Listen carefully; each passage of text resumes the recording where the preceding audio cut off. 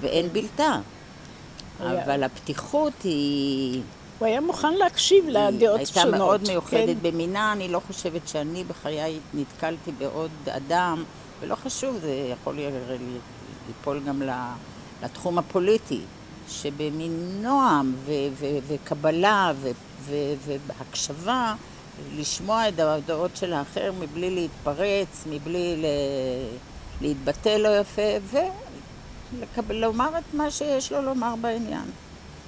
ולפחות אצלי זה שווה בהחלט את ליבי. במקום שרובו לא דתי, יכול לחיות ולהשפיע ולהיות בולט. אין עוד דוגמה יותר טובה ממנו. הגעתי לבית חולים לבקר כי ידעתי שסבא מצב לא טוב ורציתי ברגעים האחרונים להיפרד, אבל ידענו שיש עוד קצת זמן, וסבתא הייתה לבד, בלי בנצי ואבא, ואני מאוד התפלאתי, הרמתי קצת זה, וסבתא אמרה שהרופאים אמרו שיש עוד קצת זמן. וסבא כל הזמן תפס לי את היד ואמר לי משהו זה, וניסיתי לסדר את היד, וסבתא אומרת, לא, הכל בסדר, מחובר, הכל כמו שצריך, אבל משהו הציק לו, והוא קורא לי כל הזמן ביד, מסמן לי ביד, ואומר לי ככה, וסבתא הלכה לקרוא לאחיות, כי היה צריך קצת לסדר איזה כמה דברים, ונשארנו סבא ואני, והוא פעם תופס לי ביד ועושה לי ככה, וזה באמת היה זמן של מנחה, ואני אומר לסבא, אני אביא סידור, נתפלל, הסבא אומר, הוא עושה לי ככה, לא, הוא מסמן סידור, ועושה לי עם היד כזה, סימן כזה. ועוד פעם, אני לא מבין מה הוא רוצה, והוא חוזר עוד פעם על הסימן הזה. הוא פשוט ידע שזה הרגעים האחרונים שלו, ואחר כך, במחשבה האחרונית, הסימון של אבי, אני הבנתי שכנראה סבא יותר מהכל רצה שנעשה איתו וידוי, ולצערי אני לא הבנתי את זה בזמן, אבל זכיתי להגיד יחד איתו את נשמת כל חי, ובזה בעצם יצא נשמתו. בתפילה שהוא כל כך רגיל אליה, זה היה הזיכרון האחרון. אנחנו פשוט הגענו, כשסבא נפטר, אנחנו הגענו לבית חולים, היינו לבד שם. ונכנסתי ולחצתי לסבא את היד, אמרתי, סבא להתראות, ממש ככה בסוף. ואחר כך אמרתי, כאילו, למה מותר לי ככה להרגיש, כאילו, כי באמת הוא היה סבא, גם שלי, כאילו, ממש הרגשתי ככה. אין אחד שלא מכיר את זה שכשאתה מגיע לסבא וסבתא, אז כמובן אתה מתקבל בשמחה ובאושר ובנועם ופנים מהירות, אבל גם כשהולכים, עד שאתה לא נעלם מהאופק, אז סבא לא מפסיק להיות איתך. הוא עומד בשביל ואתה יוצא בחנייה מהאוטו, נוסע עד שאתה כבר כמעט לא רואה אותו, והוא עדיין עושה להתראות, כל טוב, וזה כל כך מלווה, הפרידה הזאת לשלום נותנת לך כאילו גם לא שוכח כמובן בדקה ה-100 להזכיר, אל תשכחו לצלצל כשאתם מגיעים, ואם אתה מגיע, הדבר הראשון, יש לך את האחריות הזאת, חייבים לצלצל להגיע שהגענו, כי יש מי שדואג. אבל התנועה הזאת שמנפנף לשלום ואומר כל טוב ולהתראות, עד שאתה לא נעלם, זה מלווה, זה מלווה. וכשסבא חלה, וסבא וסבתא היו אצלנו הרבה, אז היה לנו שיחות מסגנון אחר. מה היה המהות של החיים, איך אפשר לעשות שבחיים יהיה טוב גם כשקשה וכשכואב. ומצאתי כל מיני ספרים, והייתי מקריאה לסבא וסבתא כל מיני קטעים מעניינים. והליווי האחרון היה ליווי מאוד מיוחד, כי באמת אודי ואני היינו כאן ממש, כל ערב היינו באים לפני שהוא הלך לישון, וממש ככה להגיד לילה טוב ולעשות איזה מסאז' טוב שלא יכאב לסבא רגליים ולא יכאב לו הגב. והדברים האלה נשארו איתנו הלאה, הוא נמצא איתנו. תמיד אהב שירה ולשיר, והוא היה כמו מנצח, גם כשהוא כבר לא שר, שהוא כבר לא יכול לדבר. אני זוכר שתמיד היינו באים, אני אפילו לא זוכר מי, אני זוכר פעם שאני ונועם, לפני שנועם התחתנו, שהיינו אצל סבא וסבתא,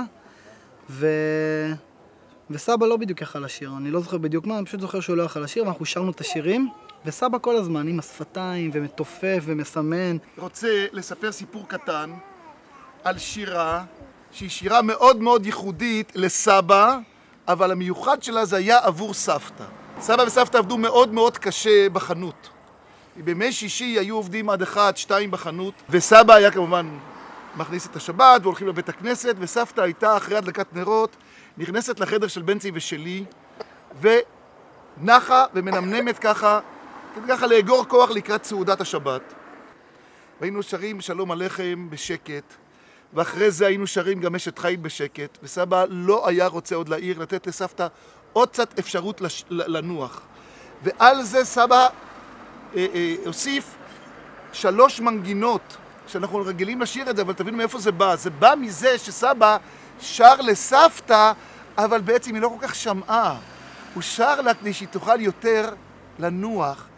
לקבל שבתות, זכינו לקבל שבתות, זכינו לקבל שבתות, מתוך רוב שמחה.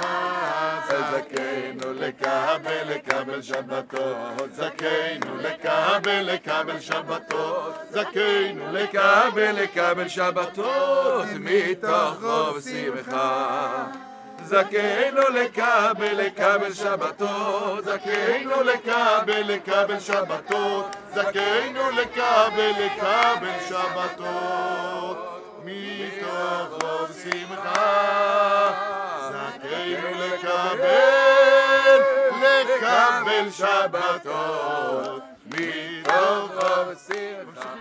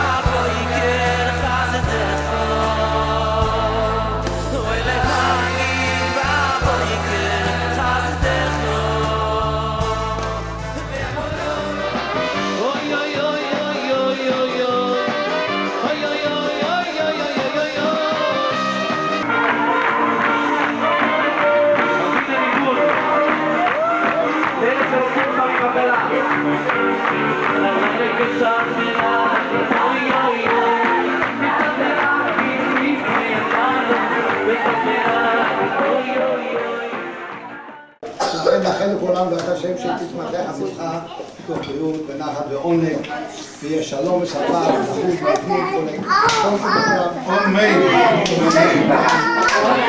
בעלי היקר, תודה.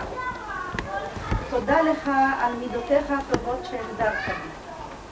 תודה לך על סבלנותך ואורך רוחך. תודה לך על אהבתך הכנה. תודה לך על חיי שהחזרת לי. ותודה לך על חייך שאינך מחלק עם חיי.